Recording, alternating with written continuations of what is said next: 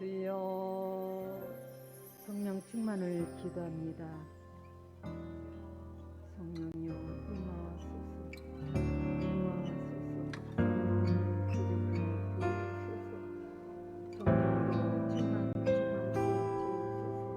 더 강하게 기름 부으소서. 성령님 너희에게 임하시면 너희가 권능을 받고 사마리아와 땅끝까지 이르러 내 증인이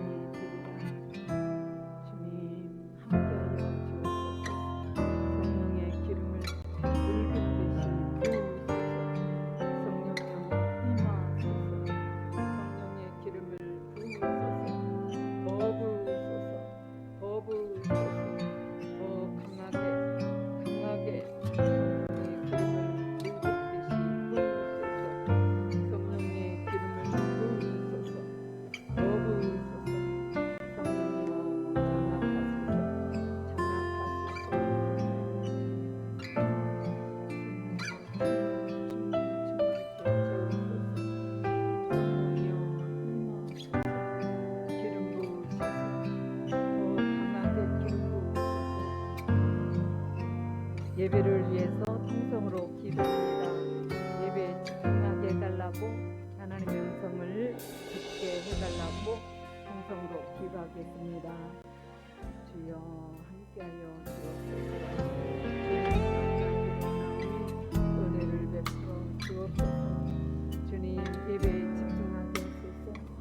주님이 함께하여 주셔서 주님 만나기를 원합니다. 주님의 세미한 음성을 듣기를 원합니다.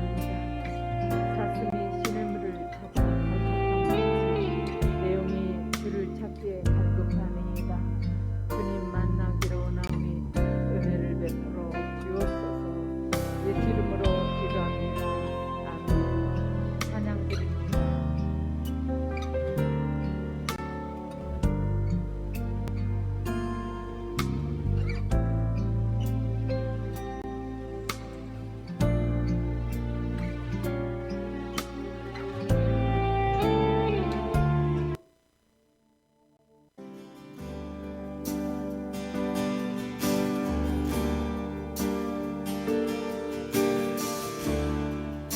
주 나의 하나님, 주님 앞에 섭니다. 거룩하신 나의 주, 주를 경배합니다.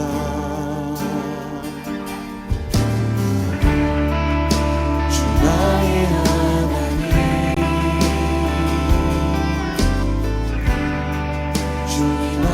섭니다. 거룩하신 나의 주, 주를 경배합니다.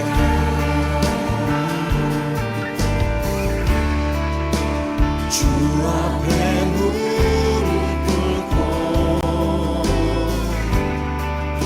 그 얼굴 구할 때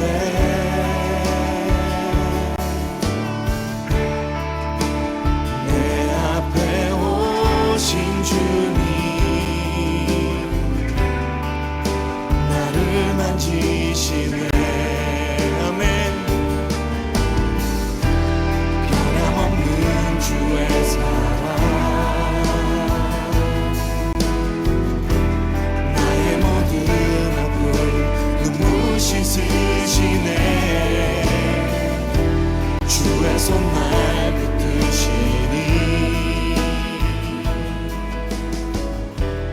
이제 내가 일어나 주를 경배합니다. 이 시간 우리 모임 가운데 거하시며 우리 가운데 임하셔서 역사하실 주님을 기대하며 주님을 바라보며 이 시간 함께 예배하길 원합니다. 주 나의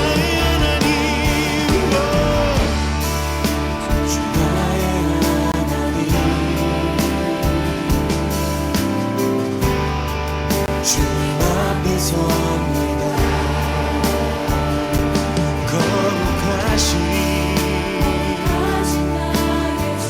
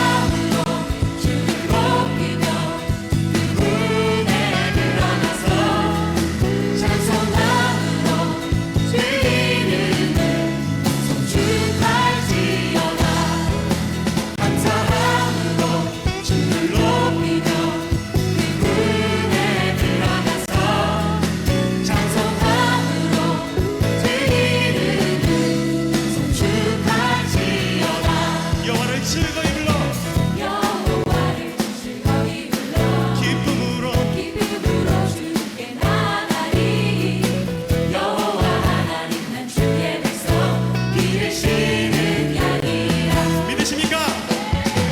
여호와를 즐거이 불러 기쁨으로 주께 나가리 예!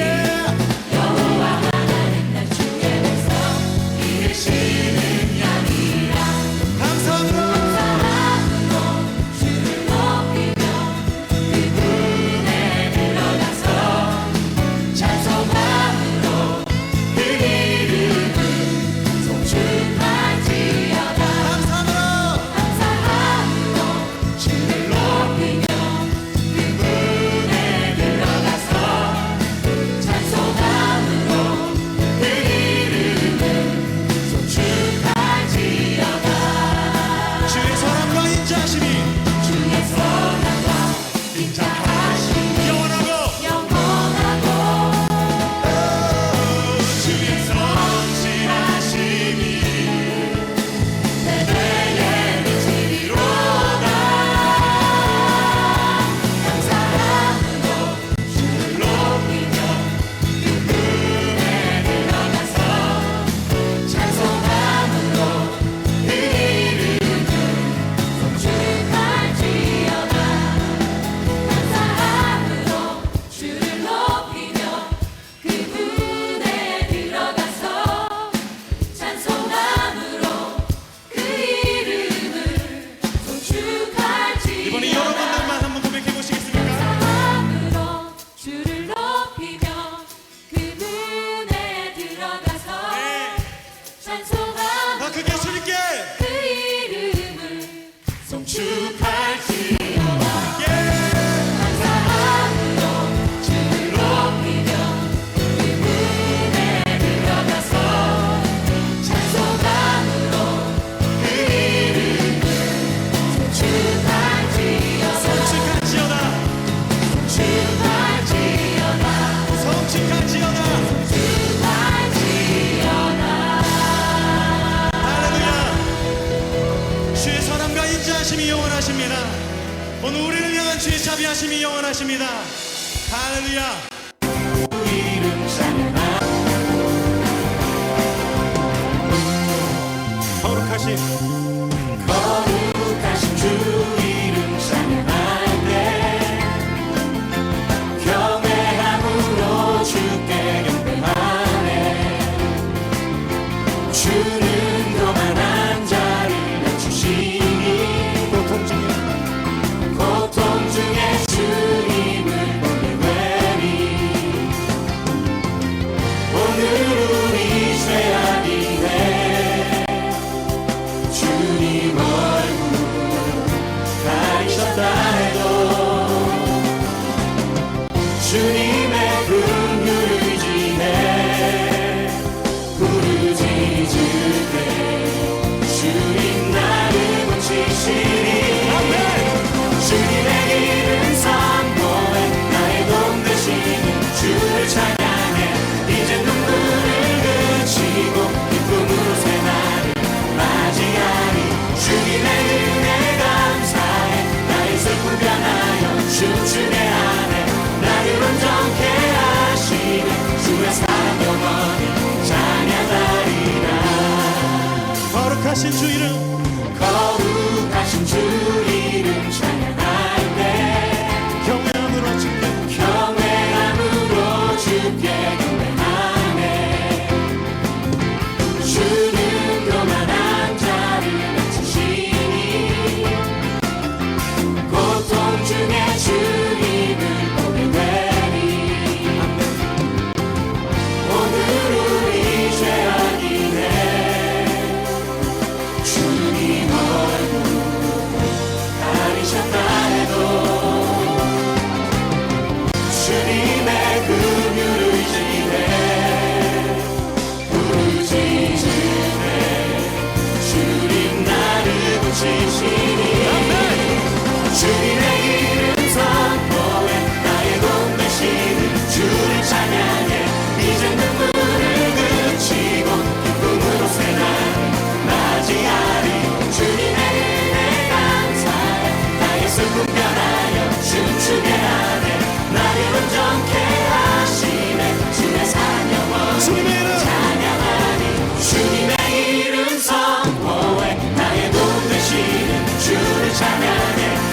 눈물을 그치고 기쁨으로 새 날을 맞이하리 주님의 은혜 감사해 나의 슬픔 변하여 춤추게 하네 나를 온전케 하시네 주의 사랑 영원히 찬양하리라 주의 사랑 영원히 주의 사랑 영원히 찬양하리라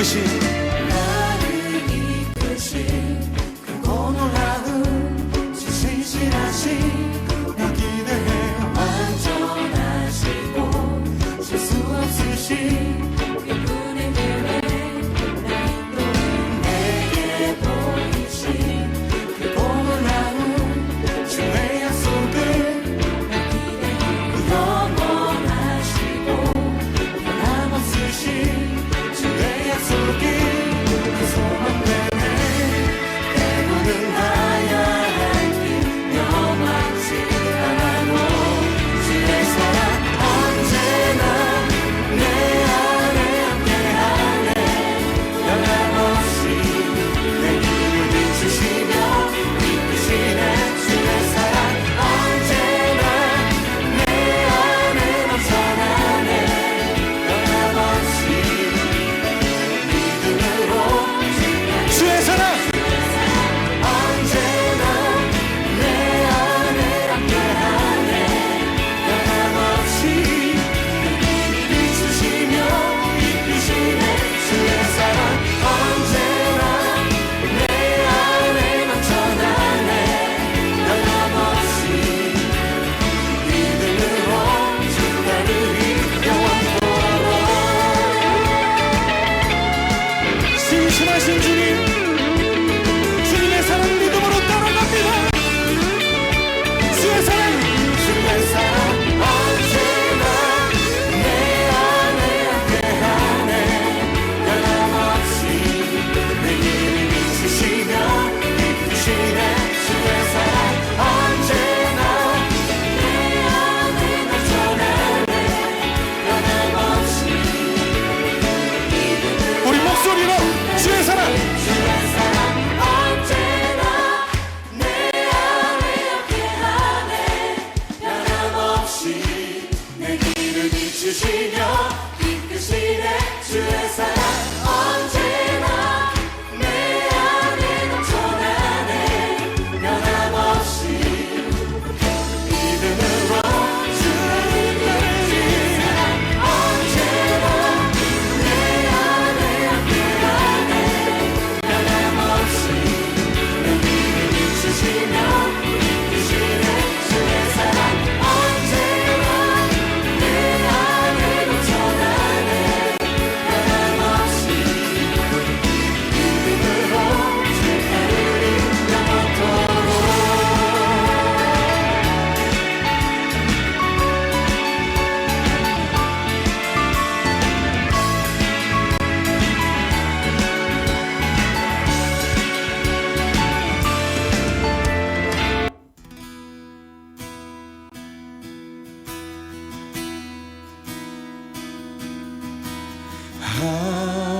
아버지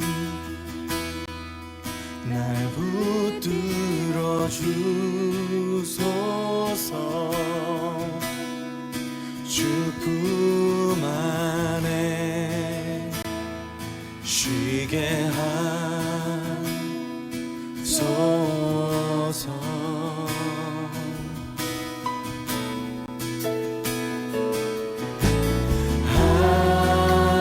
아버지 날 깨닫게 하소서 주 언제나 나를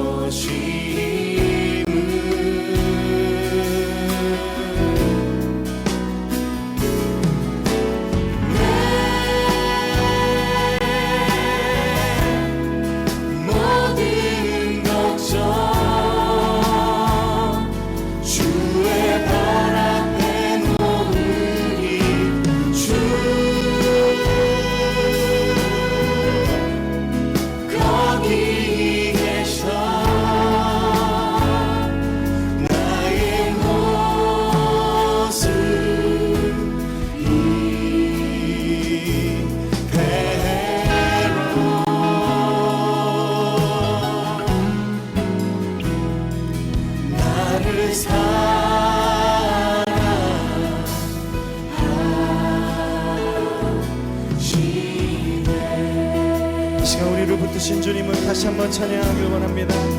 아버지 날 붙들어 주시니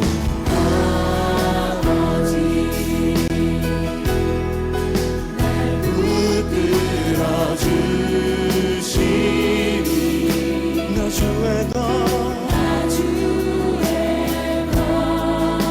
그분의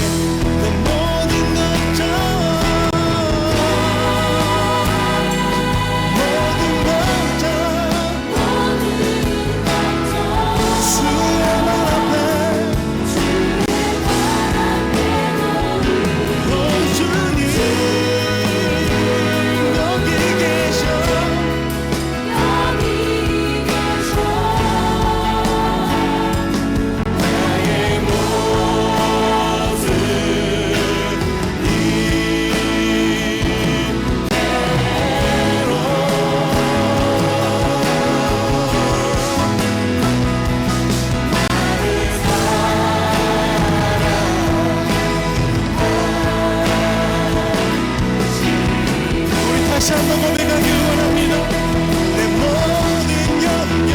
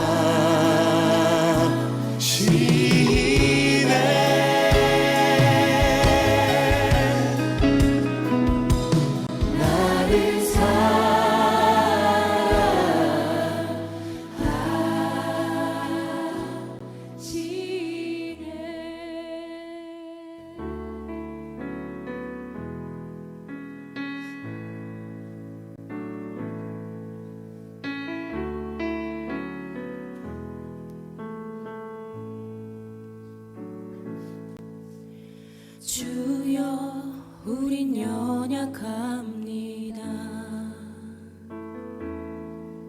우린 오늘을 힘겨워합니다.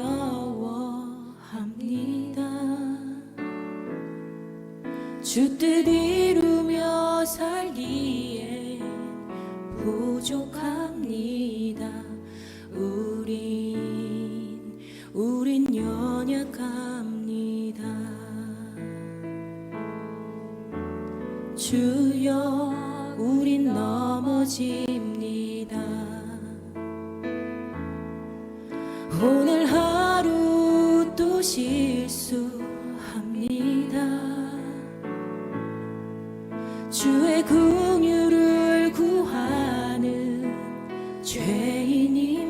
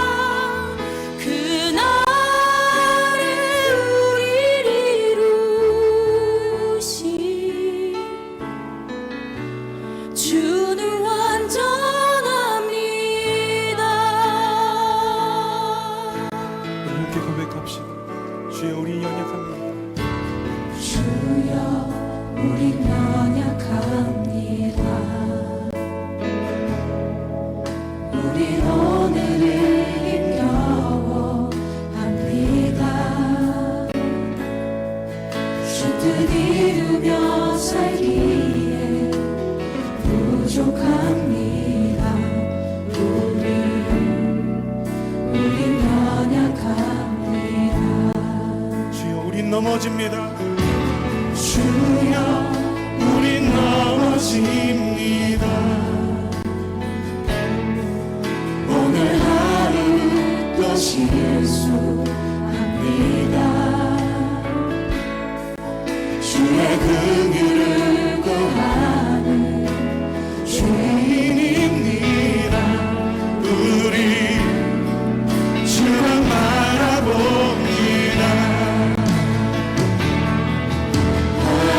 하나없는 주님의 은혜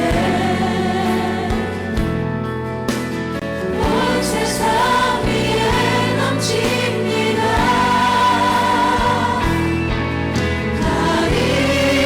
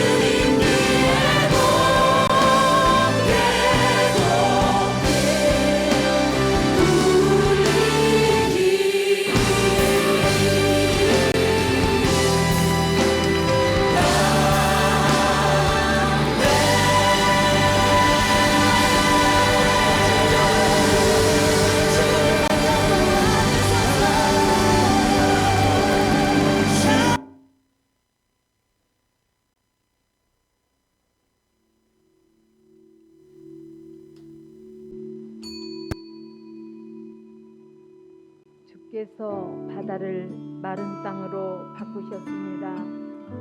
그러자 사람들이 걸어서 바다를 건넜습니다. 하나님께서 그 능력으로 영원히 다스리십니다. 하나님의 눈은 모든 나라들을 지켜보십니다. 그러므로 배반하는 자들이여 그분께 대항해서는 안 될 것입니다. 하나님께서는 우리의 생명을 붙들어 주시고 우리가 미끄러져 넘어지는 일이 없도록 우리를 항상 보살펴 주십니다. 진실로 하나님께서는 내 부르짖는 소리에 귀를 기울이셨고 내 기도에 응답해 주셨습니다. 하나님 찬양을 받으소서. 주께서는 내 기도를 물리치지 않으셨고 주의 한결같은 인자하심을 내게서 거두지 않으셨습니다. 아멘.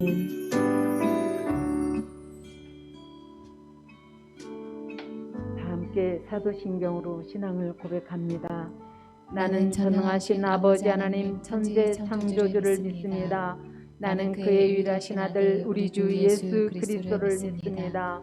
그는 성령으로 잉태되어 동정녀 마리아에게서 나시고 본디오 빌라도에게 고난을 받아 십자가에 못 박혀 죽으시고 장사된 지 사흘 만에 죽은 자 가운데서 다시 살아나셨으며 하늘에 오르셔 전능하신 아버지 하나님 우편에 앉아 계시다가 거기로부터 살아있는 자와 죽은 자를 심판하러 오십니다.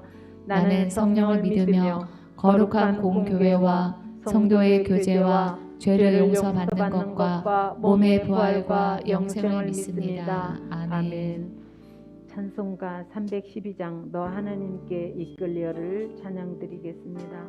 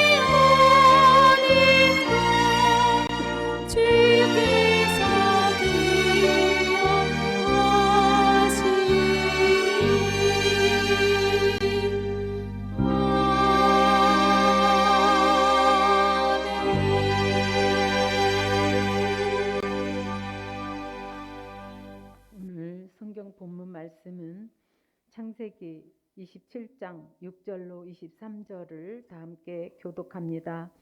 리브가가 그의 아들 야곱에게 말하여 이르되 내 아버지가 내 형 에서에게 말씀하시는 것을 내가 들으니 이르시기를 나를 위하여 사냥하여 가져다가 별미를 만들어 내가 먹게 하여 죽기 전에 여호와 앞에서 내게 축복하게 하라 하셨으니 그런즉 내 아들아 내 말을 따라 내가 내게 명하는 대로 염소 떼에게 가서 거기서 좋은 염소 새끼 2마리를 내게로 가져오면 내가 그것으로 내 아버지를 위하여 그가 즐기시는 별미를 만들리니 내가 그것을 내 아버지께 가져다 드려서 그가 죽기 전에 내게 축복하기 위하여 잡수시게 하라.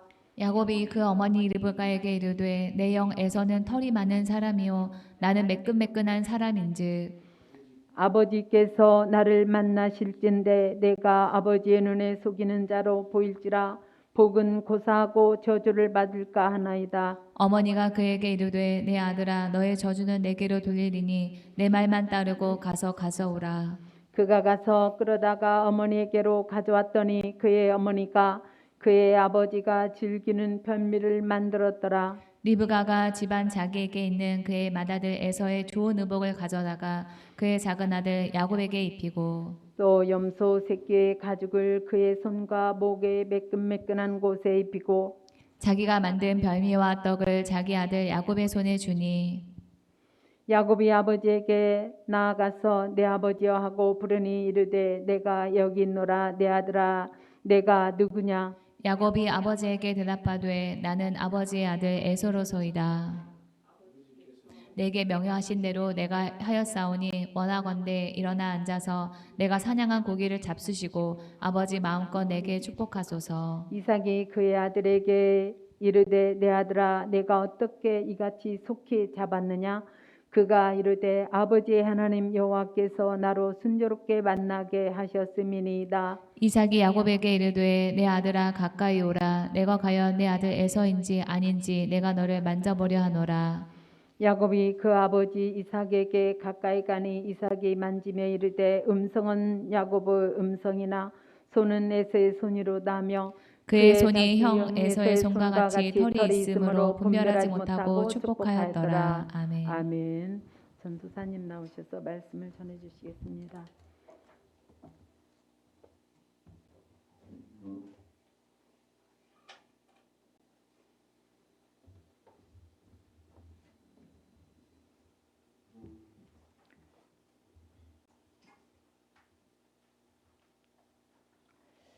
네, 그 지난주에 비교의식을 버리자고 했던 그 설교가 자신에게 필요한 내용이었다라고 말씀하신 분이 있었는데요. 사실 이 모든 설교는 1차적으로 하나님이 저에게 주시는 그런 말씀입니다. 저 역시도 때때로 이 비교의식에 사로잡힐 때가 있습니다. 최근에 제가 속으로 그 신세 한탄을 길게 하고 있는데 주님이 저한테 그러시는 거예요. 네가 비교하고 있는 그것들은 다 세상에만 속한 것이 아니냐. 그 일이 천국에서도 그렇게 중요하냐. 세상에 대해서 동경하는 마음이 있으니 너의 마음속이 복잡한 것이지 내가 천국과 천국에 속한 것만 사모해봐라. 그러면 내가 비교의식 때문에 괴롭겠느냐. 하나님이 너의 비교하는 그 마음을 기뻐하시겠느냐. 저한테 그렇게 말씀을 하시더라고요. 그래서 제가 이렇게 생각을 듣고 생각을 해보니까 다 이 주님의 말씀이 옳았습니다. 맞습니다. 제가 이 많이 비었다고 생각을 하는데도 제 안에 아직도 이 세상에서 누리는 것들을, 세상 사람들이 누리는 것들을 나도 좀 누려봐야 되는 것이 아닌가 하는 그런 미련이 있기 때문에 저에게 비교의식이 들었던 거라서 제가 회개했습니다. 이 사람의 욕심이 끝이 없어서 세상의 것에 미련을 두면은 그 끝이 없는 괴로움만 있습니다. 이 야고보 사도는 야고보서에서 이렇게 말합니다. 여러분이 얻지 못하는 것은 구하지 않기 때문이요. 구하여도 얻지 못하는 것은 자기가 쾌락을 누리는 데에 쓰려고 잘못 구하기 때문입니다. 라고 말합니다. 우리가 구해도 하나님이 보실 때 우리에게 무익하다라고 생각이 되는 것은 안 주시는 겁니다.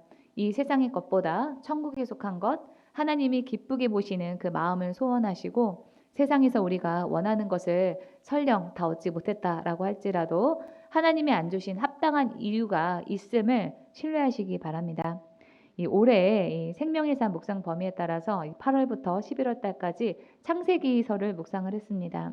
이 넉 달간의 창세기 묵상이라고 하는 대장정을 마치면서 좀 한번 정리를 해봐야 되겠다라고 하는 그런 필요성을 느꼈는데 그 중에서도 야곱에 대해서 느낀 바가 좀 커서 야곱의 삶을 좀 정리해서 좀 나눠봤으면 좋겠다고 생각을 했습니다.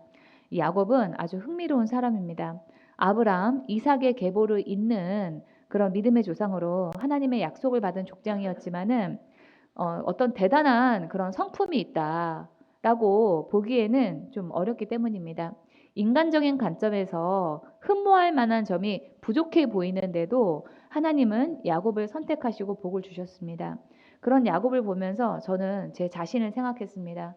제가 도덕적으로 흠이 없이 살려고 열심히 노력은 했지만 저의 근본은 죄인입니다. 성품 면에서도 부족하고 많은 실수와 잘못을 하면서 살아왔습니다. 그런 저를 위해서 예수님께서 이 땅에 오셨고 십자가 고난을 당하셨습니다. 그 결과로 저라고 하는 그 부족한 사람이 하나님의 자녀가 되는 어마어마한 복을 받았습니다. 나는 그저 예수님을 내 삶의 주인으로 섬기고 살겠다라고 하는 그 결단 하나만 했을 뿐인데 하나님께서는 그 결단을 보시고 저를 이 땅에서도 또 내세에서도 천국을 누릴 수 있도록 그런 복을 주셨습니다. 그런 면에서 야곱을 보면은 소망이 생깁니다. 부족한 야곱이라는 이 사람에게도 어마어마한 복을 주신 하나님이기 때문에 우리를 위해서도 예비하신 복이 있다라고 하는 그런 소망입니다. 그러나 이 하나님의 선택에 의해서 복이 주어지긴 했지만은 야곱이 아무것도 하지 않았는데 일방적으로만 주어졌다라고 보기에는 또 무리가 있습니다. 야곱이 부족했지만 그 가운데에서도 하나님 앞에서 진심을 가지고 한 일이 있었기 때문에 야곱이 그러한 복을 받았던 겁니다. 그래서 우리가 야곱을 묵상할 때 야곱이 잘못한 점도 보지만 또 하나님 앞에서 야곱이 어떤 점을 잘했는가, 부족한 와중에도 그가 어떤 점에 초점을 맞췄는가 우리는 그것을 좀 생각을 해봐야 합니다. 야곱은 엄마 뱃속에 있을 때부터 쌍둥이 형과 다투었습니다. 서로 먼저 태어나기 위해서였습니다. 그것은 태어날 때 형이었던 에서가 먼저 나오고 야곱이 그 뒤에 나오면서 에서의 발꿈치를 잡고 나온 것을 보면은 알 수 있습니다. 야곱은 엄마 뱃속에서부터 어떤 위기의식을 느끼고 내가 세상을 어떻게 살아가야 하는가에 대한 그런 고민이 있었던 것 같습니다. 내가 먼저 나가겠다고 애기 둘이서 서로 이렇게 싸우고 있으니까 엄마 리브가가 내가 어찌할꼬 하면서 하나님께 물었습니다. 이런 점에서 이 야곱은 태어날 때부터 하나님한테 복을 받은 사람입니다. 문제가 있을 때 하나님께 묻고 이 하나님의 음성을 들을 줄 아는 그런 엄마를 두었으니까요. 많은 엄마들이 기도는 많이 합니다. 이 수능 시험을 볼 때마다 항상 뉴스에 빠지지 않고 등장하는 사람들이 이 사찰, 유명한 사찰에서 기도하는 비나이다 비나이다 하면서 기도하는 그런 엄마들이잖아요. 그러나 하나님께 묻고 듣고 그 음성을 분별할 줄 아는 그런 엄마는 드뭅니다. 우리는 일이 생기면은 살다 보니까 어쩌다가 그런 일이 일어날 수도 있지 하고 넘어가는 것이 아니라 리브가와 같이 하나님께 그 일이 왜 일어났는지 그 일을 처리하면서 우리가 어떻게 하기를 하나님이 원하시는지 그것을 물을 줄 알아야 됩니다. 하나님께 물어보면은 하나님이 우리가 해야 될 최선이 무엇인지 알려주시기 때문에 우리가 방황하지 않지만은 묻지 않으면은 그만큼 방황하게 됩니다. 리브가의 이런 기도에 대해서 창세기 25장 23절에서 하나님께서 이렇게 말씀하십니다. 두 민족이 너의 태 안에 들어있다. 너의 태 안에서 두 백성이 나뉠 것이다. 한 백성이 다른 백성보다 강할 것이다. 형이 동생을 섬길 것이다. 하나님은 동생으로 태어나는 야곱이 형인 에서보다 강할 거다라고 하는 하나님의 뜻을 알려주셨습니다. 하나님은 이렇게 하나님이 이렇게 야곱을 선택하신 그 일을 생각을 하면은 이렇게 정해진 과정이 우리의 눈으로 봤을 때 공정하지가 않습니다. 둘 중에 누가 더 나은지, 누가 더 믿음이 좋은지 이렇게 파악하기도 전에 하나님이 일방적으로 야곱 한 사람을 선택을 하셨으니까요. 하나님이 이렇게 일방적으로 선택하시고 말씀하시는 그 이유는 하나님이 우리에게 그 하나님의 주권과 그에 대한 인간의 순종에 대해서 우리에게 가르치고 싶어서이기 때문입니다.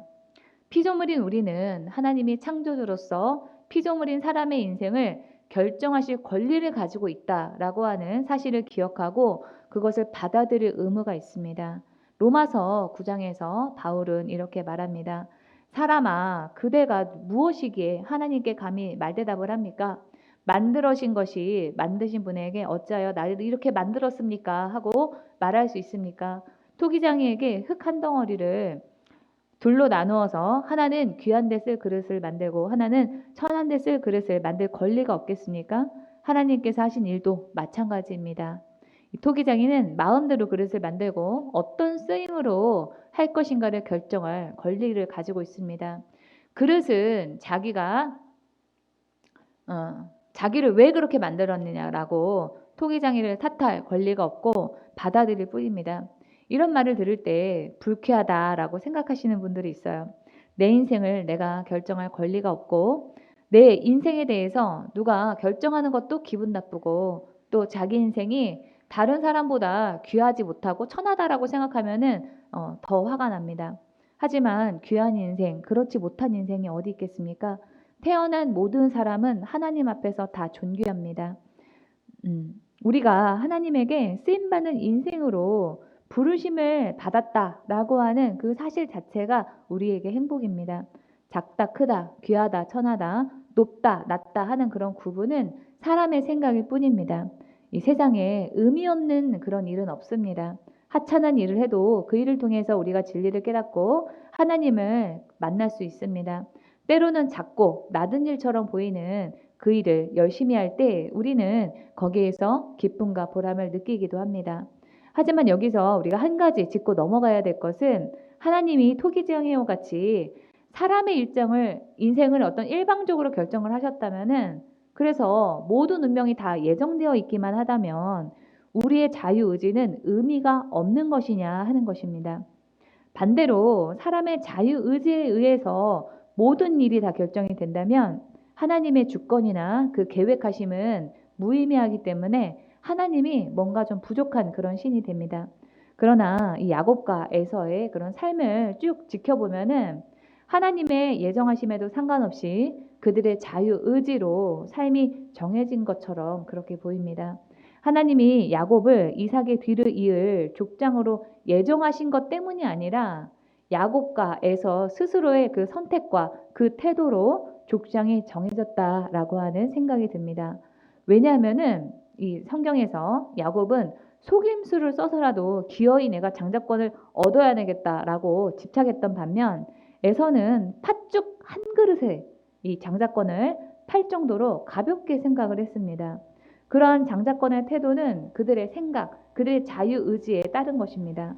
그러나 동시에 이 야곱이 장자권에 집착을 보이고 에서가 합당하지 않게 행동한 그 일을 통해서 하나님이 그들이 태어나기 전부터 계획하신 일이 그대로 이루어졌다라고 볼 수도 있습니다. 그래서 우리는 이렇게 정리를 해야 돼요. 세상의 모든 일에 자유의지도 100% 역사하고 하나님의 예정도 100% 역사한다라고요. 우리 인생은 사람의 자유의지에 의해서 변하기도 하지만 한편으로 하나님의 예정하심에 따라서 정해지기도 한다라고 정리할 수 있습니다. 자유의지로 우리의 인생사가 결정된다는 것도 우리 삶에 긍정적으로 작용하고 예정론도 긍정적으로 작용을 합니다. 자유의지로 인생사가 움직이기 때문에 어떤 절망적인 순간에도 우리가 그 자리에서 어떻게 하느냐에 따라서 우리 인생이 변하기 때문에 소망이 있습니다. 예를 들면은 북이스라엘의 가장 악한 왕이었던 아합이 죄를 지었을 때 하나님이 그 대에서 왕위가 끊어지게 하려고 계획을 하셨어요. 그런데 아합이 회개하자 하나님이 그 다음 때로 그것을 미루십니다. 아합이 자유의지에 따라서 회개를 해서 하나님이 계획을 바꾸신 겁니다. 한편으로 하나님의 계획과 주권 가운데 모든 것이 이루어진다는 확신이 예정론이기에 그 확신으로 인해 우리가 혼란스럽거나 어려울 때도 우리를 향한 하나님의 선한 뜻대로 하나님이 이루어 가실 것을 믿기 때문에 우리가 절망하지 않을 수가 있게 됩니다. 또 예정론은 사람을 하나님 앞에 겸손하게 만들어서 은혜를 붙잡게 만들고 그 은혜는 우리의 감사의 동기가 됩니다. 힘들고 잘 풀리지 않을 때, 일이 잘 풀리지 않을 때 우리는 때로는 나의 자유의지로 바꿀 수 있다면서 새 힘을 낼 수도 있고 때로는 예정론을 믿고 하나님의 선하심을 믿으며 현재의 어려움 속에서도 인내할 수 있습니다. 그래서 우리는 자유의지든 예정론이든 한쪽에만 치우치지 말고 어떤 것을 취하든 우리가 감사하며 현실에 주저하지 않고 소망을 가지고 앞으로 더 나아가는 그런 동기로 삼으면 됩니다. 또 하나 우리가 더 기억을 해야 될 것은 하나님이 에서보다 야곱을 선택하시는 것과 같은 그런 일은 그 선택을 받은 사람이 특별한 점이 있어서 잘해서가 아니다라고 하는 것입니다. 다른 사람보다 잘나고 잘해서가 아니라 그 사람에게 맡기려고 하는 일 때문에 하나님이 그 사람을 선택하신 것으로 봐야 됩니다. 예를 들면은 우리의 구원이 그렇습니다. 하나님이 우리가 불신자보다 순종을 더 잘해서 불신자보다 더 나은 점이 있어서 하나님이 우리를 교회로 부르시고 구원받게 하신 것이 아니고 우리가 이 땅에서 해야 할 일이 무엇인지를 깨닫고 그 일을 통해서 더 복된 인생을 살아라라고 하는 의미에서 우리를 구원하신 겁니다.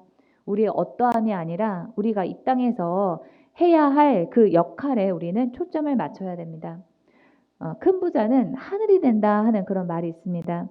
작은 부자는 본인이 부지런하면 될 수가 있지만은 큰 부자가 되는 일은 하늘의 도움 없이는 안 된다라고 하는 뜻입니다. 하나님이 어떤 사람을 큰 부자가 될 수 있도록 도우시는 이유는 그 사람이 세상에서 할 일이 있기 때문입니다. 할 일이 다르기 때문에 하나님이 어떤 사람은 큰 부자가 되게 하시고 어떤 사람은 작은 부자가 되게 하시는 겁니다. 그래서 내가 다른 사람보다 더 크게 되지 못했다라고 하는 그런 선택을 내가 받지 못했다라고 해가지고 하나님께 섭섭해할 이유가 없습니다. 똑같이 부지런히 하는데 왜 하나님은 나는 작은 부자가 되게 하시고 다른 사람은 도우셔서 큰 부자가 되게 하시는가 하나님을 이해하지 못하겠다 할 거 없습니다. 나는 하나님이 나에게 맡긴 일에만 충실하면 됩니다. 큰 부자는 하나님이 하라고 하시는 일이 크니까 크게 일하려고 하고 작은 부자는 하나님이 하라고 하시는 그 일의 사이즈에 맞춰서 그에 맞게 하면 됩니다. 하나님 앞에서 중요한 것은 하나님이 주신 것들을 하나님의 뜻에 맞게 충실했느냐 하는 것이지 그 일이 큰 일이냐 작은 일이냐 그 결과가 중요한 것이 아닙니다. 또 남에게는 없고 나에게만 있는 시련도 같은 관점에서 봐야 된다고 생각을 합니다. 남에게는 없고 나에게만 있는 어떤 사건이나 어려움은 하나님이 그 일을 통해서 나에게 맡길 일이 있기 때문에 하신 그 일의 특수성 때문에 하나님께서 우리에게 허락하셨다라고 보여집니다. 저는 이 사남매인데요. 저의 삶이 사남매 중에서도 매우 특별합니다. 그래서 저희 어머니가 저를 위해서 많이 울면서 기도하셨습니다. 저는 죽을 뻔한 고비도 많이 넘겼어요. 어렸을 때부터.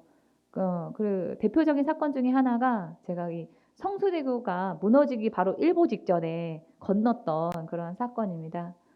그런 일들을 1년에 그런 저희 삶에 일어났던 그런 일들이 예사롭지가 않아가지고 제가 생각을 하면은 왜 내 팔자만 이렇게 평범하지 못한가. 그렇게 생각을 해보면은 속상할 때가 있어요. 그런데 한편으로 생각을 해보면은 하나님이 저를 쓰시기 위해서 그렇게 하셨다라고 생각을 하면은 그것이 참 감사합니다. 여러 번 그렇게 제가 죽었다가 살아나는 그런 당금질을 내가 당하지 않았더라면은 제가 다른 사람을 이해하는 폭은 지금보다도 훨씬 더 좁았을 것이고 신앙의 깊이도 이만큼 되지 못했을 겁니다. 그래서 지금은 하나님이 나에게만 따로 맡길 일이 있기 때문에 나를 준비시키려고 남과 다른 사건을 허락하셨다라고 그렇게 생각을 합니다. 야곱의 12아들이 있죠. 근데 그 아들 중에서도 요셉만 그렇게 팔자가 갑자기 뒤바뀌어가지고 개고생을 하지 않았습니까? 그랬던 것처럼 하나님께서 저도 쓰시려고 저의 삶이 형제들보다도 더 좀 특별하게 하나님께서 저의 삶 가운데 역사하셨다라고 생각을 합니다. 그런 면에서도 이 하나님께서 야곱을 선택한 그 이유도 하나님이 야곱에게 특별히 맡길 일이 있었기 때문이다 이렇게 봐야 됩니다. 그렇다고 하나님께서 에서를 버리셨냐? 그것은 또 아닙니다. 에서 또한 하나님을 큰 민족이 되게 해주셨습니다. 성경이 에서보다도 야곱에게 더 주목하는 그 이유는 야곱이 예수님의 조상이기 때문입니다. 성경의 주제는 뭐예요? 예수님이라고 하는 한 단어로 우리가 정리할 수가 있거든요.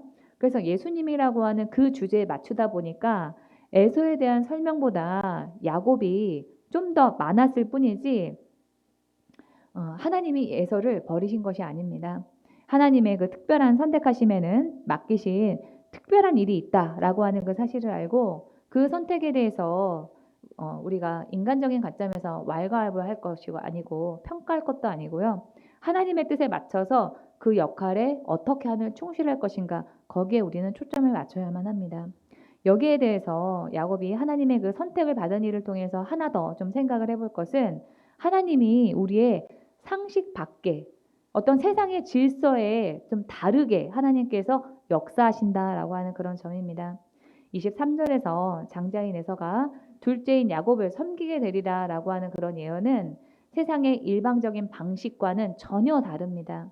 세상의 질서는 장자를 둘째가 섬기는 거고 장자에게 둘째보다 더 많은 권리를 주는 겁니다.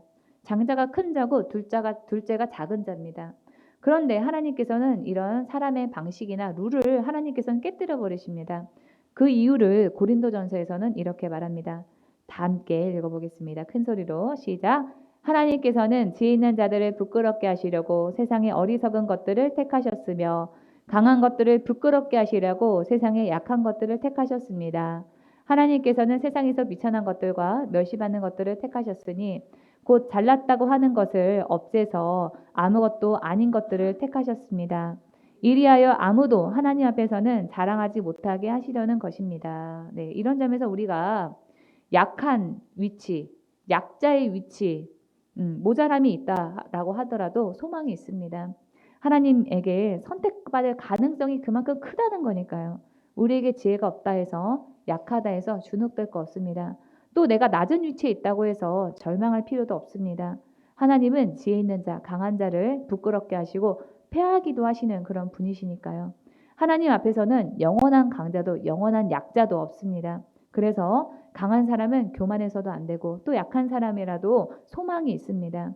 강자는 당연히 자기에게 다 주어질 것이라고 생각을 하지만 하나님 앞에서 당연한 것은 없기에 우리는 겸손해야만 합니다. 세상 만사는 하나님에게 결정권이 있는데 하나님은 없는 사람, 약하고 천하고 낮은 사람의 편이십니다. 여러분이 스스로 부족하고 약하다라고 생각하십니까? 그러면 그 누구보다도 하나님의 사랑에 가까이 있어서 은혜 받을 가능성이 더 크다라고 하는 그 사실을 아시기 바랍니다. 네, 성도님들 중에서요, 자기 가정에서 또는 자기 친정에서 자기 혼자만 교회를 다니시는 분들이 있습니다. 그런데 그분들의 공통점이 있어요. 제가 이렇게 가만히 보면 그분들 공통점이 있어요. 그 가정 안에서 그분이 그렇게 발언권이 크고 영향력이 세고 이런 분이 아니라는 거예요. 제가 한 번만 본 게 아니고 그런 분은 여러 번 봤습니다. 막내이거나 자기가 딸이거나 아니면은 경제적으로 여유가 없거나 해서 부모님이나 가정 안에서 그렇게 크게 인정받는 그런 분이 아닌데 그분만 교회를 다니는 경우가 있어요. 근데 그분들이 또 하나같이 하시는 얘기가 뭐냐면은 저한테 오셔가지고 왜 하나님이 나를 선택하셔서 이 가정의 선교사가 되게 하시나 그게 참 의아하다 이렇게 말씀하십니다. 아들이거나 세상에서 잘나고 경제적으로 여유가 있어서 부모님에게 돈을 많이 쓰고 그런 사람은 하나님을 안 믿게 하고 왜 나같이 이렇게 연약한 사람을 하나님께서 들어 쓰시는지 모르겠다 이렇게 말씀을 하시는 거예요. 그런데 여러분 그게 바로 하나님의 방법입니다. 이 고린도서의 말씀처럼 약한 사람을 들어 쓰는 것이 하나님의 방법이기 때문에 그렇게 일하시려고 그분을 선택하신 거예요. 하나님께서. 그러니까 하나님께 쓰임을 받는 그 사람이 얼마나 복된 인생입니까? 그래서 저는 그런 분들에게 가정 안에서 영향력이 없다고 해서 쫄지 마시고 하나님에게 쓰임받는 인생이다라고 하는 그런 자부심을 가지고 가족들에게 복음을 전하시라 이렇게 말씀을 드립니다. 야곱은 에서에 비하면은 비활동적이고 조용하고 또 장자가 아닌 둘째이기 때문에 가정 안에서 그 영향력이 아주 작은 사람이었습니다. 그런 야곱을 하나님이 들어 쓰셔서 이스라엘이라고 하는 큰 민족의 조상이 되게 하신 그 일을 우리는 기억을 하고 어떤 상황에서도 하나님께서 일하시리라라고 하는 그런 소망을 잃지 말아야만 합니다. 야곱의 부모인 이삭과 리브가는 보면은 노년의 사이가 좀 안 좋았던 것 같아요. 장자를 누구로 할 것인지 정하는 그 결정은 그 가정 안에서 매우 큰 일입니다. 그런데 이삭은 이삭대로 에서에게 장자권을 주려고 하고 이 아내 리브가하고 상의하지 않습니다. 리브가는 또 리브가대로 몰래 이 이삭의 계획을 알아채고 아들 야곱과 함께 남편을 속이려고 합니다. 남편과 아내가 서로 불신할 때 서로 의논하지 않고 일방적으로 일을 처리하거나 속이는 그런 일이 발생하게 됩니다. 리브가는 야곱을 불러서 염소 새끼로 음식을 만들어 줄 테니까 그것을 아버지 이삭에게 드리고 에서 대신에 네가 축복을 받아라 이렇게 말합니다. 야곱이 에서는 털이 많고 자기는 매끈매끈한데 만약에 들키면은 아버지를 속인 죄로 축복은커녕 내가 저주를 받을 것이 아니냐 이렇게 걱정을 하니까 리브가는 저주는 내가 대신 받을 테니까 너는 가서 축복을 받아라 이렇게 하면서 야곱의 그 손과 목덜미에다가 염소 가죽을 둘러줘가지고 털이 많은 것처럼 위장을 했습니다. 리브가가 이렇게까지 하는 이유는 아이들을 임신하고 있을 때 자기에게 주었던 그 하나님의 말씀을 예언의 말씀을 생각해서였을 것입니다. 또 이렇게 둘이 사는 그런 모습을 지켜보니까 에서보다는 야곱이 하나님의 약속을 이어갈 자질이 더 있다라고 아마 판단했을 것입니다. 더 나아가서 야곱과 리브가가 이렇게까지 무리를 하는 이유는 이 땅에서 더 잘 먹고 잘 살려고 하는 그 목적 때문이 아니었습니다. 당시의 장자는 다른 형제들보다 재산을 2배 더 받도록, 2몫을 더 받도록 그렇게 되어 있거든요. 그런데 성경에는 야곱이 이삭한테 뭔가 상속을 받았다 이런 얘기가 없습니다. 또 이 이삭이 부자였다고는 하지만은 가나안 땅에서 이방인으로 살았기 때문에 땅이 없었어요. 그러니까 그 당시에는 고대 당시에는 땅을 이방인에게 잘 팔지 않았습니다. 그래서 아버지 그 아브라함이 큰 부자였는데도 불구하고 막벨라 굴, 그러니까 묘실로 쓸 그 굴, 그거 하나 산 게 전부였거든요. 그렇기 때문에 이삭도 마찬가지였어요. 땅이 없이 살았기 때문에 야곱이 이삭에게서 물려받을 땅이 있는 것도 아니었습니다. 그러면 야곱이 이삭에게 어떤 그런 축복을 받았는가? 창세기 27장 28절에서 29절인데요. 이삭의 축복이 우리의 축복이 되기를 소원하면서 다 함께 큰 소리로 읽어보겠습니다. 하나님은 하늘에서 이슬을 내려주시고 땅을 기름지게 하시고 곡식과 새 포도주가 너에게 넉넉하게 하실 것이다. 여러 민족이 너를 섬기고 백성들이 너에게 무릎을 꿇을 것이다. 너는 너의 친척들을 다스리고 너의 어머니의 자손들이 너에게 무릎을 꿇을 것이다. 너를 저주하는 사람마다 저주를 받고 너를 축복하는 사람마다 복을 받을 것이다. 이게 야곱이 이삭에게서 받은 축복입니다. 하나님이 풍요롭게 해주시고 너의 장래 후손들이 탁월하게 될 것이다 라고 하는 예언입니다. 그런데 이 성경에서 야곱의 직업이 좀 문제가 돼요. 목자거든요. 가축을 치는 그런 사람이라는 거예요. 그런데 이 아버지 이삭이 해준 이 축복은요. 농사 짓는 사람에 관한 그런 축복입니다. 당장 야곱이 목자로서 축복을 누리려면은 뭐 가축이 새끼를 많이 낳고 네가 그 가축들이 건강하게 될 거다. 이 늑대나 사자 같은 야생 동물들이 너의 가축은 잡아먹지 못할 거다. 이런 복을 빌어야지 야곱에게 맞는 복인데 이 이삭이 야곱에게 한 축복은 농사를 지을 때 필요한 것으로 이 28절도 장래 후손에 대한 농사질 후손에 대한 그런 축복이다라고 볼 수가 있습니다. 그러니까 이 야곱이 이삭에게서 받은 복은 당장 야곱이 이 땅에서 써먹을 수 있는 그런 축복이 아니라 미래에 받을 복으로 비전이라고 볼 수가 있어요. 당장 눈에 보이지 않고 확실한 것이 아닌데도 야곱은 이 복을 사모했습니다. 우리는 야곱이 눈에 보이는 물질이나 땅을 선택하는 것이 아니다라고 하는 그 점에 주목해서 봐야 합니다. 여러분이라면은 당장 돈이 되는 일을 선택하시겠습니까? 아니면은 미래의 그 비전을 선택하시겠습니까? 당장 쓸 수 있는 것을 선택하시겠습니까? 아니면은 언제 이루어질지도 모르는 그런 불확실한 미래를 선택하시겠습니까? 야곱은 비전과 미래를 선택했고 그것을 소유하기 위해서 위험이라도 내가 저주를 받을지도 모른다라고 하는 그런 위험이라도 감수했습니다. 그런데 그게 바로 믿음 있는 사람의 태도예요. 당장 현실에서 유익이 될 것이 아니라 하나님이 약속하신 비전을 바라보며 언제 이루어질지 불확실하지만 미래에 될 것을 믿고 지금 손해를 보더라도 참고 버티는 것, 이것이 바로 믿음의 태도입니다. 이런 자세가 야곱에게 있었기 때문에 하나님에게 복을 받았다라고 저는 생각합니다. 히브리서 11장을 보면은 믿음을 가진 사람들이 어떻게 했는가라고 하는 그런 믿음의 태도들에 대해서 쭉 설명을 하는데 그 공통점 중에 하나가 바로 이거예요. 11장 13절입니다. 지금 내가 열거한 이 사람들은, 그러니까 믿음의 선조들은 하나님께서 약속하신 것을 다 얻은 뒤에 죽은 게 아니라는 거예요. 이게 중요합니다. 다 얻은 뒤에 죽은 게 아니에요. 바라지도 않았어. 그들은 단지 그 약속이 자기 앞에 다가오고 있는 것을 기쁨으로 기다렸습니다.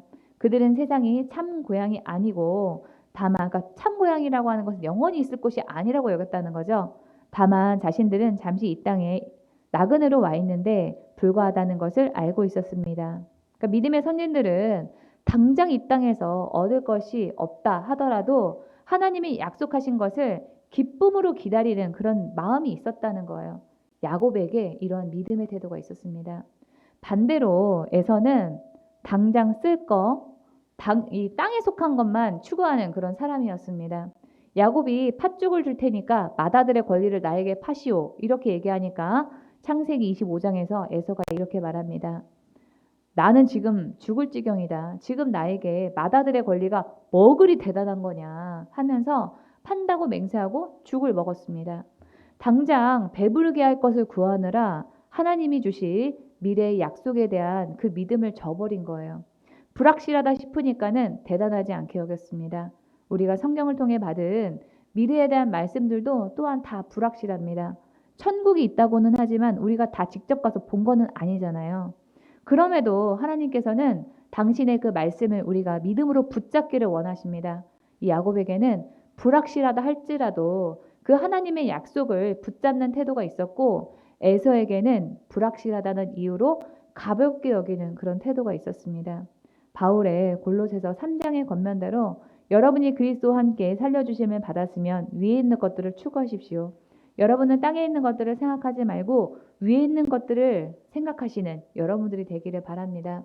네, 여러분이 추구하는 것이 어디에 속한 것인지를 분별하고 불확실하더라도 하나님이 반드시 주실 것을 믿고 위에 있는 것, 영원한 가치를 가진 것을 우선적으로 추구하시는 여러분이 되기를 바랍니다. 야곱의 속임수는 어떻게 보면은 약자의 살고자 하는 그런 몸부림이기도 했습니다. 우리의 도덕관념으로 보면은 야곱이 아버지를 속이고 에서의 것을 빼앗은 일은 분명히 잘못한 일이지만은 하나님께서 이 야곱을 직접적으로 비난하지 않습니다. 또 리브가에 대해서도 네가 어떻게 남편을 그렇게 속일 수가 있냐 말하지 않습니다. 오히려 하나님께서는 야곱이 도망을 갈 때 야곱의 꿈에 나타나셔가지고 내가 너에게 복을 주겠다라고 약속까지 하십니다. 그렇다면 이 리브가와 야곱이 이삭을 속이고 에서가 받을 복을 뺏어도 좋단 말인가? 또 그것은 아닙니다. 리브가와 야곱은 아무리 그것이 하나님이 임신했을 때부터 말씀하셨던 그런 뜻하셨던 계획이라고 할지라도 인간적인 수수로 이루려고 해서는 안 됐습니다. 그들이 했던 속임수와 거짓말의 대가로 리브가는 죽을 때까지 다시는 야곱의 얼굴을 보지 못했습니다. 또 야곱은 20년 동안 형 에서가 자기를 죽일까봐 두려움에 떨어야 했습니다. 또 이 아버지를 속인 일로 인해서 다른 가족들에게 또 그대로 당합니다. 야곱이 한 번 아버지를 속였잖아요. 그런데 이 야곱은 외삼촌 라반에게 한 번 또 결혼 사기를 당하고 또 10번의 품삯을 속이는 그런 일을 당하고 또 요셉이 노예로 팔려간 일을 통해서 또 아들들에게 그대로 또 당합니다. 제가 그렇게 이 야곱이 당한 그런 일을 보면서 성경은 과정을 중요시한다라고 하는 그런 사실을 다시 한번 되새기게 됐습니다. 결과가 좋다면은 과정은 어떻게 해도 상관없다는 성과주의와 성경은 거리가 멉니다. 과정이 올바르지 않으면은 우리가 제대로 된 결과를 얻을 수가 없어요. 죄에는 대가가 있다라고 하는 것이 하나님이 세우신 이 땅의 어떤 법칙 중에 하나이기 때문에 설령 불의한 과정을 통해서 원하는 결과를 얻었다라고 할지라도 남은 인생 내내 자기의 그 잘못에 대해서 대가를 치르게 되어 있습니다. 이 성경에는 길이라고 하는 단어가 자주 나옵니다. 13장 열왕기상 13장 33절에서 여로보암은 여전히 그 악한 길에서 돌아서지 아니하고 또 열왕기하 22장 2절에서 요시야는 주님께서 보시기에 올바른 일을 하였고 그의 조상 다윗의 모든 길을 본받아 곁길로 빠지지 않았다라고 합니다. 이 성경은 악한 길이 있고 다윗의 길이 있고 곁길이 있다 이렇게 말합니다. 길을 통해 우리는 목적지로 가기 때문에 이 길은 과정을 의미합니다. 하나님은 우리가 어떤 길을 선택해서 가고 있느냐 하는 것을 중요하게 보세요. 옳은 길로 가면은 하나님이 원하시는 목적지에 도달할 수 있습니다. 그러나 잘못된 길로 가면은 하나님이 원하시는 목적지와는 다른 곳으로 우리가 가게 됩니다. 그래서 매 순간 충실하고 하나님이 보실 때 옳은 길이 뭔가 그거를 우리가 찾아서 그 길을 걷는 것이 중요합니다. 잠언 16장 7절에 보면은 사람의 행위가 여호와를 기쁘시게 하면 그 사람의 원수라도 그와 더불어 화목하게 하시느니라 라고 말씀하셨어요. 우리가 하나님 앞에서 올바른 태도를 취하면은 원수와 화목하게 되는 것 같이 사람의 힘으로 이루기 어려운 일도 하나님이 되게 해주십니다. 그래서 우리는 올바른 과정을 추구해야 되고 겉모술수를 쓰지 말아야 됩니다. 하나님의 뜻은 어떻게든지 다 이루어지기 때문에 인간적인 잘못된 방법으로 그것을 이루려고 하는 생각, 그런 시도 자체를 해서는 안 됩니다. 요즘 그 젊은 친구들이요, 델롬델 이런 말을 쓰더라고요. 여러분 알고 계세요? 델롬델은 뭐래도 델롬은 된다 이런 뜻이고요. 안 될 알은 안 될 놈은 뭐래도 안 된다 이런 뜻입니다. 이 잠언 16장 9절에 보면은 비슷한 말씀이 있어요. 사람이 마음으로 자기의 길을 계획할지라도 그의 걸음을 인도하시는 이는 여호와시니라. 이 하나님께서 야곱에게 복을 주기로 작정을 하셨다면은 안 되는 상황에서도 어떻게 해서든지 다 되게 해주셨을 것입니다. 야곱은 그런 하나님을 믿고 그 약속이 하나님의 방법으로 이루어질 것을 기다렸어야 했습니다. 그런데 야곱은 기다리지 못하고 자기 방법으로 이루려고 하다 보니까 속이고 거짓말하게 되었습니다. 내 뜻을 이루려고 안 되는 것을 되게 하려고 하다 보면은 그렇게 무리수를 두게 되어 있습니다. 야곱과는 반대로 끝까지 기다리면서 하나님의 그 약속의 실현을 받던 사람이 있어요. 바로 다윗입니다. 다윗은 아직 그 사울 왕이 현직에 있는데 선지자 사무엘에게 기름 부음을 받았습니다. 사울의 다음 왕 차례는 너라고 하는 그런 엄청난 그런 약속입니다.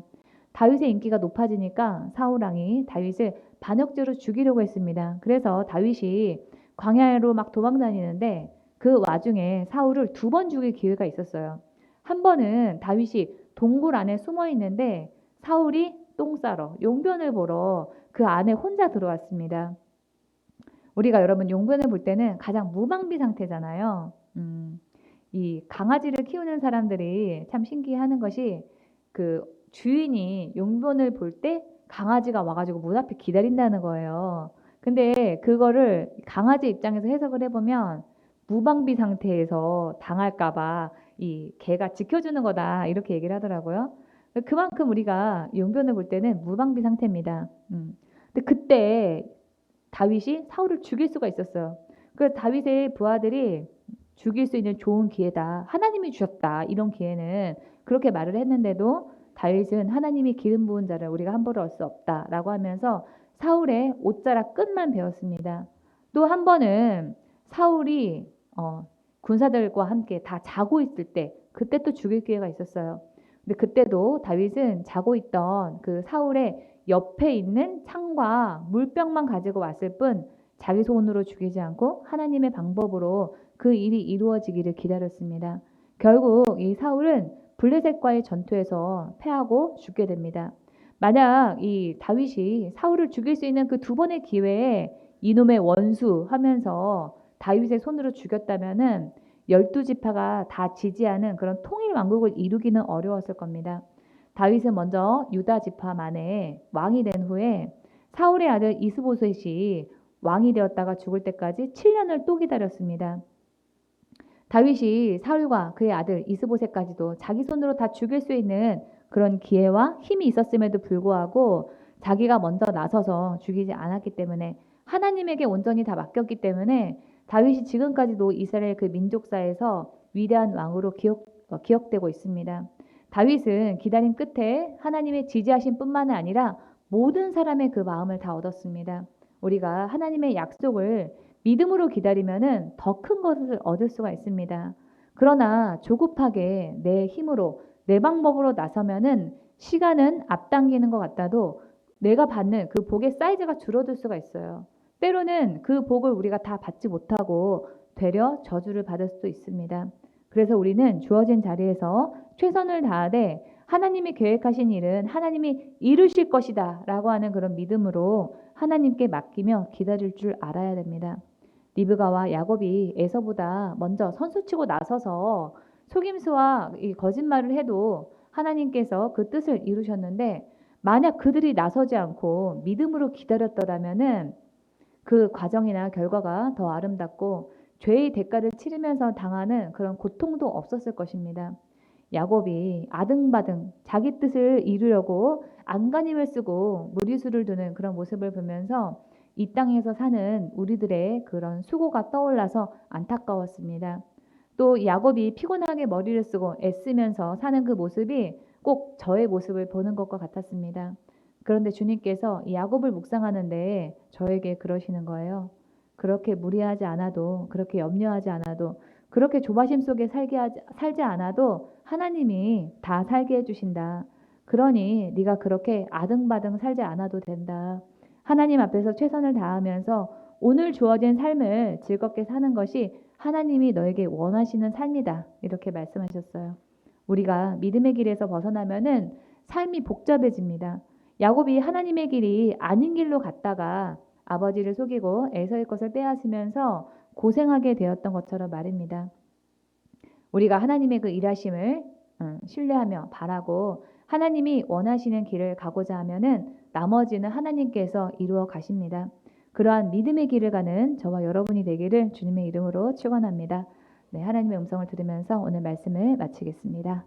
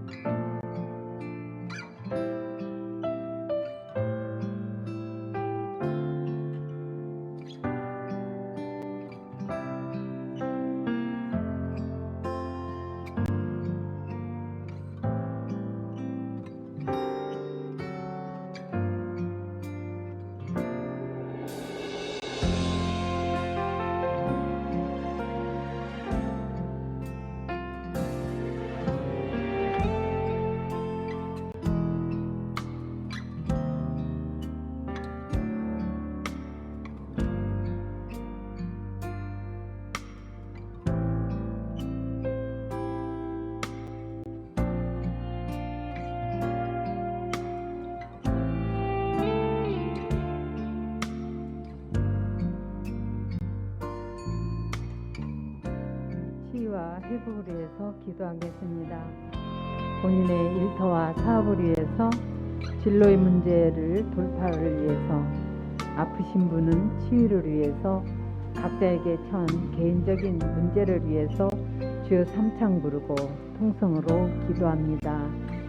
주여 주여 주여 주여 주여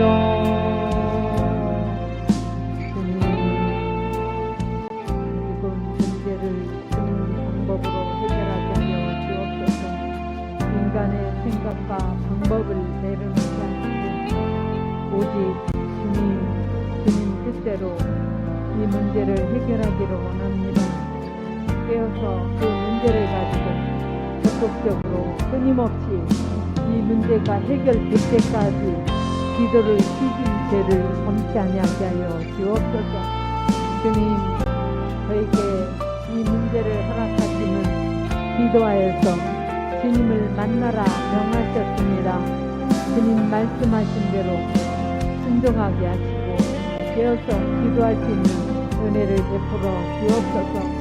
주님, 저는 이 문제를 결코 해결할 수 없음을 고백하오니 주께서 해결자가 되어 주시옵소서. 내 생각과 내 방법을 내려놓습니다. 주님 말씀하여 주옵소서. 이루어질 때까지 흔들리게 기도하는 기도실때 성도들이 다 주시하여 주옵소서. 각자에게 다른 문제를 허락하셨습니다. 주님, 이 문제 가지고 씨름하는 기도실때 성도들이 되게 하여 주옵소서. 주님이 승리하셨듯이 우리 기도실때 성도들이 승리할 수 있도록 은혜를 베풀어 주옵소서. 예수 이름으로 기도합니다. 아멘. 질병의 치유를 위해서 기도하시는 분은 환부에 손을 얹고 기도하시고요. 지혜를 받기 원하시는 분은 머리에 손을 얹고 기도하시고, 마음이 상하신 분이나 가지고 온 문제가 있으신 분은 가슴에 손을 얹고 함께 기도합니다. 우리의 연약함과 질병으로 인한 괴로움을 주님께 맡깁니다. 우리 몸의 머리부터 발끝까지 온전케 되기를 간구합니다. 예수 이름으로 명하노니 병을 일으키는 병만은 분리되고 떠나 갈지어다.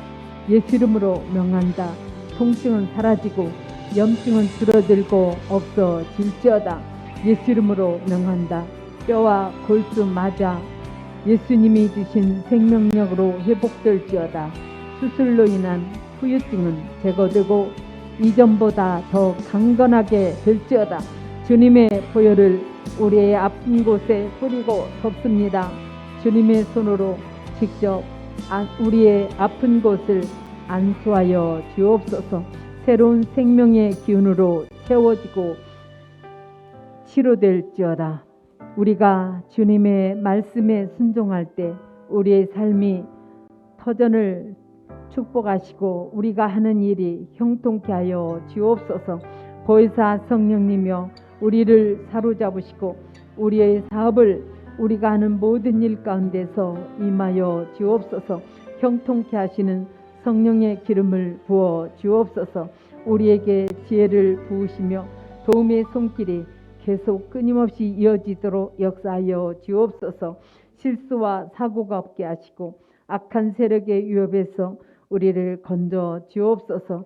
우리의 사업과 직장과 하는 일과 가정을 사랑과 기쁨으로 채워 주옵소서. 기도집계 성도들에게 세상과 다른 하늘의 평안을 주옵소서. 몸과 마음과 영혼이 강건하게 하시고 우리를 붙잡아 주옵소서. 우리의 모든 불안과 두려움과 낙심과 절망이 물러가고 주님이 주시는 평안과 안식으로 채워 주옵소서. 예수 이름으로 기도하옵나이다. 아멘. 광고가 있습니다. 우리 교회가 매주 네 번째 주 토요일에 하루 종일 기도회를 하는데 이번 달은 전도사님의 개인적인 사정으로 한 달 쉬고 12월 24일에 기도회를 합니다. 찬송가 212장 겸손히 주를 섬길 때를 찬양하면서 하나님께 준비한 예물을 드리겠습니다.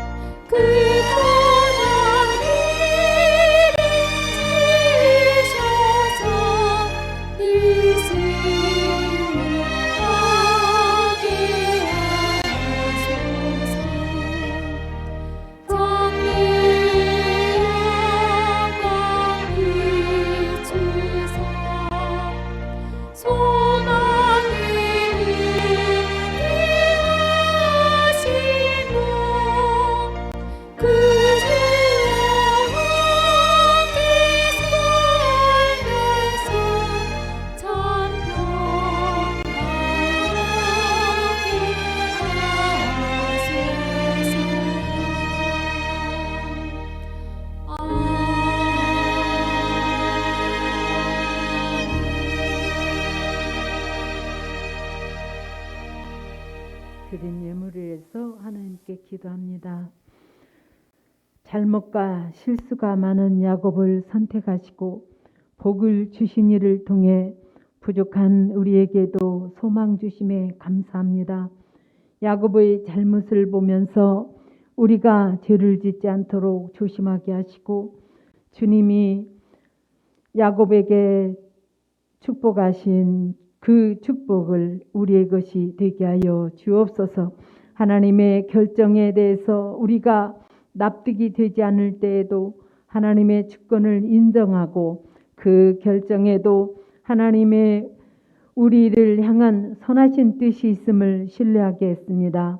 어떤 상황에서도 낙심하거나 불평하지 않고 하나님이 원하시는 생각을 선택하고 행할 때 하나님이 우리 삶에 예정하신 복을 우리가 누리게 주시옵소서.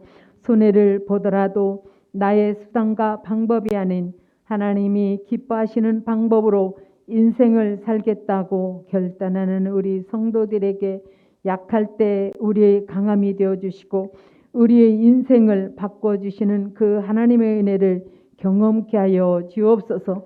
조바심을 내며 내 방식과 계산대로 사는 인생이 아니라 하나님의 선하심을 믿고 기다리며 믿음의 길을 가는 우리들이 되게 하여 주옵소서.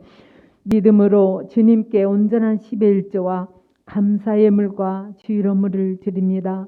자원하는 마음과 기쁨으로 드리는 헌신을 주님께서 받으시고 형통한 복을 우리의 삶과 터전과 가정과 하는 일에 부어 주시옵소서. 세상의 주인이신 주님께서 기도집교회 성도들의 삶을 주관하시고 역사하여 주셔서 실패한 삶이 아닌 주 안에서 성공한 삶이었음을 믿는 자나 믿지 않는 자들이 보게 하여 주옵소서. 하나님이 살아계심을 삶으로 간증하게 하여 주옵소서. 이 예물이 쓰여지는 곳마다 주님의 복음의 역사가 일어나게 하시고 주님의 영광만이 온전히 드러나게 하여 주옵소서. 예수 이름으로 감사하며 기도합나이다. 아멘. 아멘.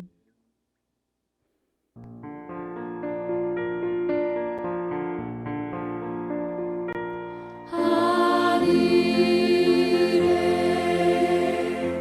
계신 아버지 이름 거룩하사 주님 나라 일하시고 뜻이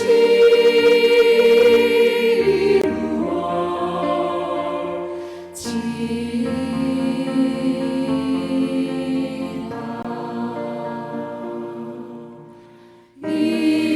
일용할 양식 주시고 우리들의 큰 죄 다 용서하옵시고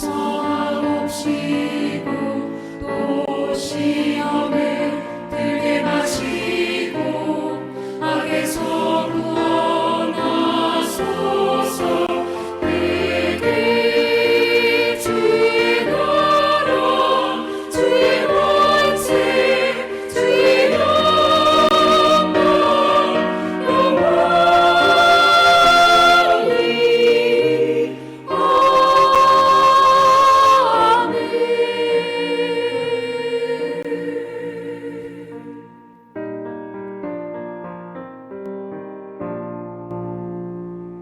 이제는 우리 주 예수 그리스도의 은혜와 하나님 아버지의 지극하신 은혜와 성령의 내주 교통 역사하심이 이제로부터 영원토록 기도집 교회와 성도들 위에 함께할지어다.